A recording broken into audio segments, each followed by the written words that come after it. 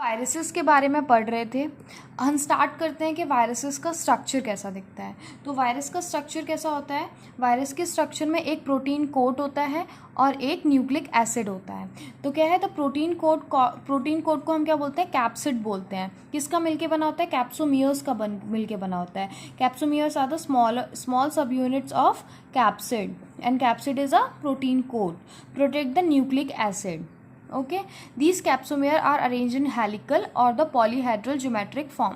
Helical या फिर polyhedral form में अरेंज रहते हैं। और वायरसेस देख लेते हैं एक बार। यहाँ पे स्ट्रक्चर दिया गया है, ये कैप्सोमियर है और ये न्यूक्लिक एसिड देखो हेलिकल फॉर्म में अरेंज है और ये कैप्सिड हो गया। और कैप्सिड की ये छोटे छोटे स्मॉलर सब यूनिट क्या हो गए? कैप्सोमियर्स हो गए। कैप्सिड क्या कर रहा है? प्रोटेक्ट कर रहा है न्यूक्लिक एसिड को। उसके बाद डिजीज़ेस दिए गए हैं जो कि वायरस के थ्रू होते हैं। Virus cause disease like mumps, smallpox, herpes and influenza. AIDS in humans is also cause by viruses. और फिर प्लांट्स की डिसीज़ बताई गई हैं। Symptoms can be mosaic formation, leaf rolling, curling, yellowing of vein, clearing, dwarfing and stunted growth. ये सब किसकी वजह से हो रहे हैं? वायरस की वजह से हो रहे हैं। पढ़ेंगे वायरॉइड्स, प्रियॉन्स, लाइकेंस के बारे में। तो वायरॉइड्स की डिस्कवरी किसने की थी? 1971 में टियो डाइनर ने डिस्कवर किया था new infectious agent that was smaller than viruses. और क्या कॉज कर रहा था ये? Potato tuber disease.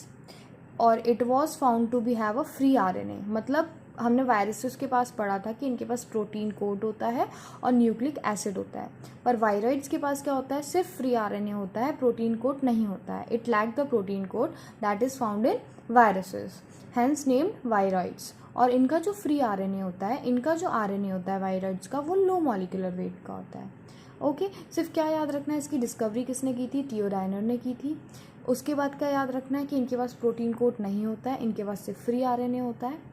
उसके बाद तीसरी चीज़ क्या याद रखनी है? कि इनका जो आरएनए होता है वो लो मॉलिक्यूलर वेट का होता है एज़ कम्पेयर टू वायरसेस। उसके बाद हम बात करते हैं प्रियॉन्स के बारे में। प्रियॉन्स में क्या बताया गया है कि कुछ मॉडर्न मेडिसिन में कुछ सर्टेन इन्फेक्शियस न्यूरोलॉजिकल डिसीज़ मतलब दिमाग की डिसीजेस कौन ट्रांसमिट कर रहा था? Abnormally folded protein.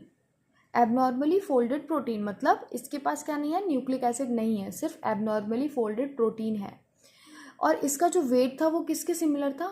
साइज किसके सिमिलर था इसका? वायरसेस के सिमिलर था इसका साइज। इन्हीं को क्या बोला? These agents are called prions.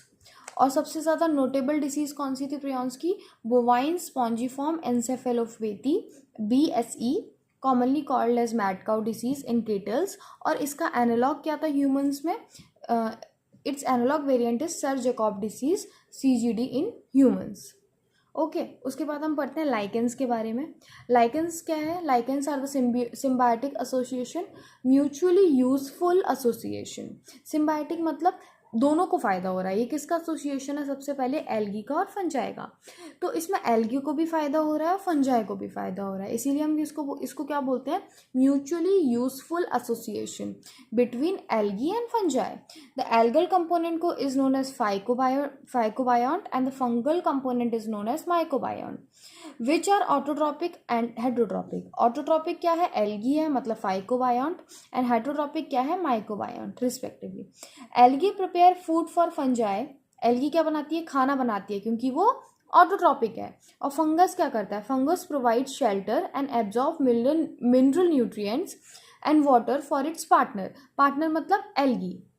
तो फंजाई क्या करता है? फंजाई का सरफेस एरिया बहुत ज़्यादा होता है, हाइफे प्रेजेंट होते हैं ना, हमने पढ़ा था हाइफे प्रेजेंट होता है। तो हाइफे में क्या होता है? सरफेस एरिया बढ़ जाता है, तो ये क्या करते हैं? न्यूट्रिएंट्स और मिनरल्स को न्यूट्रिएंट्स को एब्जॉर्ब करते हैं और वो एल्गी को देते हैं। ठीक है, उसके बाद क्या है? सो close is their association that if one saw a lichen in a nature, one would never imagine that they are the two different organism within them. मतलब lichens जो होते हैं, यदि आप उसको अपने naked eye से देखोगे ना, you will not able to find that they are the two different organism. आपको लगेगा कि ये तो एक ही चीज़ है। और ये एक इंपॉर्टेंट चीज़ है लाइकेंस के बारे में। Lichens are the very good pollution indicator. They do not grow in the polluted area. मतलब कोई पॉल्यूटेड एरिया है तो वहाँ पे वो ग्रो नहीं करेंगे। तो वहाँ पे ग्रो नहीं कर रहे हैं मतलब यदि हमने लाइकेंस को ग्रो करवाया कहीं पे और वो वहाँ ग्रो नहीं करे, दैट मीन्स वो एरिया पॉल्यूटेड है। तो they are the good pollution indicators.